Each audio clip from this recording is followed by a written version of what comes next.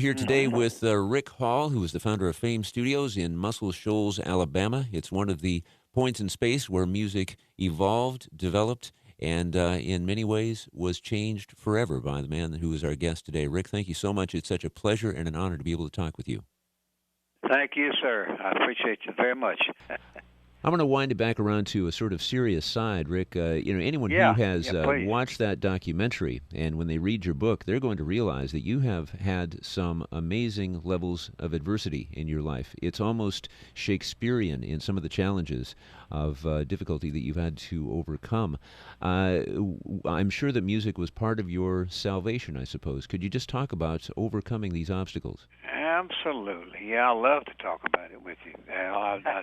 But we were sharecrop farmers. My daddy was, and my dad was a sawmiller in the Freedom Hills, which is located in the northwestern portion of Alabama, very northwest. And we were on the Tennessee River. My dad was a sawmiller and was paid 35 cents an hour, and he raised me and my sister without a mother.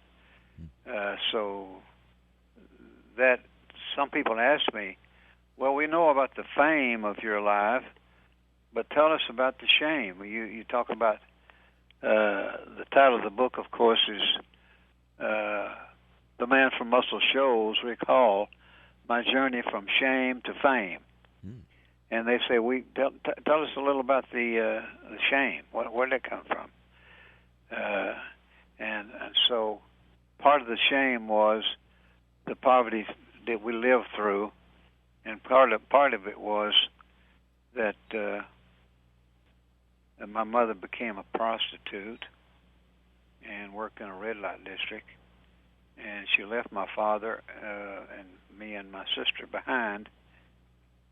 And my father raised me from childhood, and he did all the washing, clothes, cooking our meals, getting us off to school, getting us shots and things like that.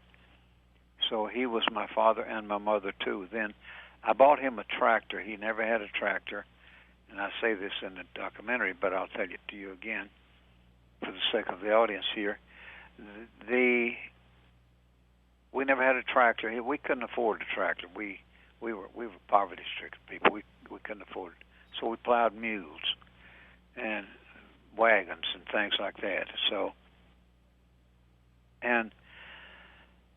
he killed himself on the tractor. He turned the tractor over on himself and killed himself. So I bought the tractor with the thought in mind that I would make life easier for him, and he'd always wanted a tractor.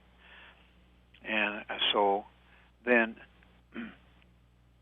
a week earlier, I had a car wreck, and my wife was killed in the car wreck, and she was 17 years old.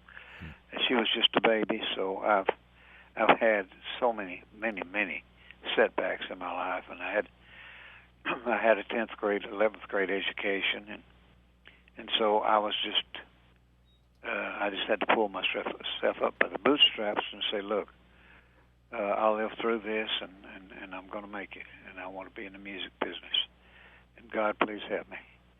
And so God did help me, but I had to work very, very hard. Being in Alabama in a town of 8,000 people, starting a recording studio was unheard of, and nobody believed that I went through that kind of turmoil. Everybody thought I was born with a silver spoon in my mouth, and that that I was the big guy, you know. So, but it was tough times, very tough times, and of course, recording black music was my choice because I felt like I was the one white guy who knew about the hard times and depression of black people. Yes, absolutely. I never really thought of it quite that way, but you had walked in those same kinds of shoes through your young life and at various points in your life. If there is a song that is probably your most biographical in the context of your father and your relationship with your father, of course, it's Patches from Clarence Carter. Talk about how that song came to be. That song was, I didn't write the song, but people think I wrote it for some reason. I guess it's something in the documentary led them to believe that. But I didn't write the song, but I produced it because it was my father's, and I felt it was my father's song and my song because we had lived through that kind of turmoil. The whole theme, as I see it, of Muscle Shoals of Fame Studio is becoming great, overcoming and becoming, overcoming obstacles and becoming great. And there's some magic in your story that way. Thank you, sir. I appreciate that. I appreciate you saying that, Al. I've tried hard, and I've had a lot of friends and met a lot of people over the years, made a lot of money, and still at it. We're still at it here in Muscle Shoals, and it's still a wonderful thing for me. And God has blessed me and blessed me good. And I've gone through a lot of tragedies and things like that, but I think it made me a better man and a tougher man, and able to survive these obstacles that I ran into. And I hope so. But I'm grateful to you for calling me and talking to me about it.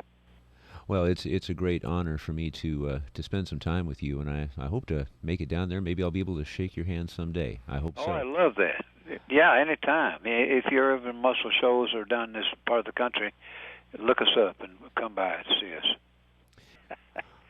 Well, Rick, thank you, Al. I appreciate you so much. I love you guys, and thanks for spreading the word. It's helping me spread the word. It was our great pleasure. And, we're coming up on Easter, too. That's just another fortunate coincidence. And so this is all about resurrection, isn't it? It is. It is. Thank you, sir. Thank you very much for all your time and trouble. If you could do me a little promo here, I'd just like you to say hi. This is Rick Hall, founder of Fame Studios in Muscle Shoals, Alabama, and you're getting into the music. Yes. I'll be happy to. Go ahead. Hi there. I'm Rick Hall in Muscle Shoals, Alabama, with Fame Recording Studios, and you're getting into the music.